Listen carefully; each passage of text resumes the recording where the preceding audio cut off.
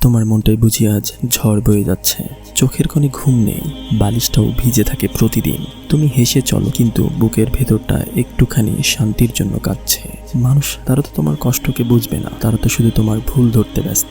তোমার নীরবতায় কেউ কখনো উপলব্ধি করতে পারবে না যে তোমার ভেতর দিয়ে কি পরিমাণ ঝড় বয়ে যাচ্ছে। কিন্তু এমন একজন আছেন যিনি তোমার প্রতিটা নিঃশ্বাস, প্রতিটা চাপা কান্না সব শুনছেন এবং সব সম্পর্কে অবগত রয়েছেন। হ্যাঁ, তিনিই আল্লাহ। তার কাছেই কান্না করো, ঠিক যেমন করে বলেছিলেন ইয়াকুব আলাইহিসসালাম তার পুত্র ইউসুফ আলাইহিসসালামকে হারানোর পরে। قال إنما أشكو بثي وحزني إلى الله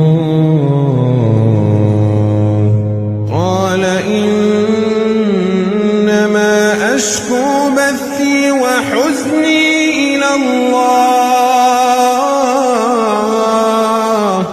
وأعلم من الله ما لا تعلمون। তুমি আজ থেকে কারো কাছে না, শুধুমাত্র তার কাছেই বলো, যিনি মনের প্রতিটি কথাও শব্দ ছাড়াই শুনতে পান। তিনিই যথেষ্ট।